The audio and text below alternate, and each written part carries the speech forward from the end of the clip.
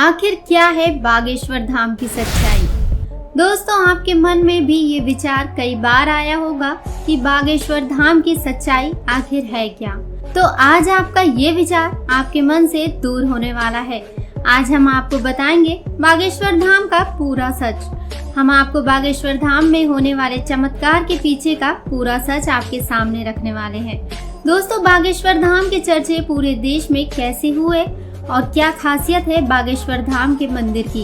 तो दोस्तों, आज हम आपको बागेश्वर धाम के सच से रूबरू कराएंगे, जिससे आपको भी आज बागेश्वर धाम की सच्चाई का पता चल जाएगा। तो चलिए दोस्तों, बिना रुके वीडियो को स्टार्ट करते हैं। और अगर आपको हमारा वीडियो पसंद आए तो वीडियो को लाइक करें और चैनल को सब्सक्राइब करें। साथ ही बेल आइकन को भी प्रेस कर लें ताकि आगे आने वाले वीडियो की इन्फॉर्मेशन आपको सबसे पहले मिले। दोस्तों, जैसा कि आप सब ये जानते हैं कि बागेश्वर धाम के चमत्कार की देश ही नहीं बल्कि विदेशों में भी बहुत चर्चा है, लेकिन बहुत से लोग बागेश्वर धाम में होने वाले चमत्कार का सच नहीं जानते। तो हम आपको बता दें कि बागेश्वर धाम के महाराज श्री धीरेन्द्र कृष्ण शास्त्री, जिनको आज पूरे देश विदेश में बालाजी सरकार के नाम से जाना जाता है। दोस्तों, बागेश्वर धाम के महाराज श्री धीरेन्द्र कृष्ण शास्त्री का जन्म छतरपुर के एक छोटे से गांव गड्ढा में हुआ था। उनका जन्म एक गरीब ब्राह्मण परिवार में ही हुआ था। लेकिन क्या आपको पता है कि आज धीरेन्द्र कृष्ण शास्त्री जी को पूरे देश में एक महान विद्वान और एक गुरु के रूप में भी जाना जाता है। तो हम आपको बता दें कि बागेश्वर धाम के महाराज श्री धीरेन्द्र कृष्ण शास्त्री जी भगवान शिव के अवतार हनुमान जी के परम भक्त हैं। उन्होंने केवल 12 साल की छोटी उम्र से ही बालाजी की सेवा प्रारंभ कर दी थी और उनकी इसी तपस्या का प्रभाव है कि वो आज किसी भी व्यक्ति के कष्ट को उसके बिना बताए पर्चे में लिख देते हैं और ये तक बता देते हैं कि आपके मन में क्या चल रहा है, आप क्या सोच रहे हैं। उनके द्वारा लिखा गया एक एक शब्द बिल्कुल सही होता है और इतना ही नहीं, आज तक कोई भी उन्हें झूठा साबित नहीं कर पाया।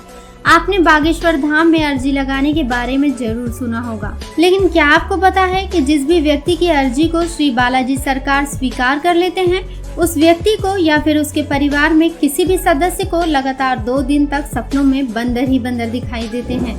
सपने में बंदर और सपने में दिखाई देने वाली बात भी बिल्कुल सही ही होती है, क्योंकि जितने भी व्यक्ति की अर्जी स्वीकार हुई है उनको सपने में बंदर दिखे हैं।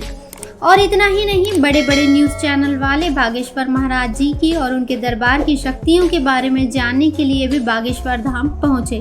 बालाजी सरकार की कृपा से बागेश्वर महाराज जी ने खुद ही मीडिया वालों की पोल खोल दी और अंत में दोस्तों मीडिया वाले नतमस्तक होकर वापस लौट गए और साथ में बागेश्वर बालाजी सरकार से आशीर्वाद लेकर भी गए। बागेश्वर महाराज जी ने बालाजी सरकार की कृपा से लाखों लोगों का भला किया है और वर्तमान में बागेश्वर महाराज जी विदेशों की यात्रा कर रहे हैं। बालाजी सरकार की ऐसी कृपा है कि बागेश्वर धाम में जो भी जाता है वो खाली हाथ नहीं लौटता है। बागेश्वर बालाजी उनकी झोली हमेशा भरते आए हैं और हमेशा भरते रहेंगे। बागेश्वर बालाजी सरकार की महिमा अपरंपार है। इसी के साथ बागेश्वर महाराज कई दूसरे जिलों या अन्य राज्यों में अपनी कथा करने और दरबार लगाने के लिए जाते हैं। तो दोस्तों, वहाँ भी बड़े बड़े मीडिया कर्मी और पत्रकार बागेश्वर महाराज जी की परीक्षा लेने की कोशिश करते हैं, लेकिन बागेश्वर महाराज जी की तरफ से पत्रकारों को चैलेंज दे दिया गया और उस चैलेंज में पत्रकारों को हार का सामना करना पड़ा और अंत में पत्रकारों को बागेश्वर महाराज और बालाजी के चरणों में नतमस्तक होना पड़ा। बागेश्वर धाम में बालाजी सरकार की कृपा है। बागेश्वर धाम भारत और विश्व का एक प्रसिद्ध तीर्थ स्थल है। बागेश्वर धाम के पुजारी पंडित धीरेन्द्र कृष्ण शास्त्री गर्ग जी हैं। ये भारत का एकमात्र ऐसा चमत्कारी धाम है जिसने साइंस और टेक्नोलॉजी को हिलाकर रख दिया है कि ऐसा कैसे हो सकता है। बालाजी की कृपा है जिससे महाराज ये सब बड़ी आसानी से कर पाते हैं। इसके पीछे महाराज का कठोर परिश्रम है जिससे वह लोगों की समस्या का समाधान आसानी से बता देते हैं और यही बागेश्वर धाम की सच्चाई है। बागेश्वर धाम की सच्चाई या सच ये है, लोगों की मान्यताओं के आधार पर बागेश्वर धाम मंदिर चंदेल कालीन है और सन 1986 में ग्रामवासियों के द्वारा मंदिर का जीर्णोद्धार कराया गया था और उसके उपरांत ग्रामगंध के बाबा सेतु लाल गर्ग चित्रकूट से दीक्षा लेकर अपने गांव गधा में प्राचीन कालीन मंदिर पहुंचे और उसके बाद वो रामकथा के साथ साथ झाड़ फूक का काम करने लगे और इसी तरह बागेश्वर धाम चर्चित होने लगा। कई बार विशाल भंडारे के आयोजन किए गए, जिसमें बागेश्वर धाम की लोकप्रियता बढ़ती चली गई। बागेश्वर धाम श्री धीरेन्द्र कृष्ण महाराज का जन्म 4 जुलाई 1996 को गधा छतरपुर मध्य प्रदेश में हुआ। लोग इन्हें महाराज बागेश्वर धाम के नाम से और चमत्कारी महाराज के नाम से भी जानते हैं। वर्तमान समय में धीरेन्द्र कृष्ण महाराज बागेश्वर धाम मध्य प्रदेश में ही अपना दरबार लगाते हैं तथा लोगों की समस्या का समाधान करते हैं।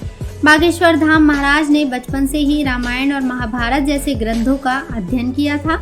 उसके बाद उन्होंने वृंदावन में जाकर आगे की पढ़ाई करने की कोशिश की, लेकिन गरीबी की वजह से ही वृंदावन में आगे की पढ़ाई नहीं कर पाए, तो इन्होंने बागेश्वर धाम में स्थित हनुमान जी के मंदिर में ध्यान लगाना शुरू कर दिया। इसके अलावा दिव्य दरबार में ये हर मंगलवार को अर्जी लगाते हैं, जहाँ पर लोगों की समस्या का निवारण करते हैं।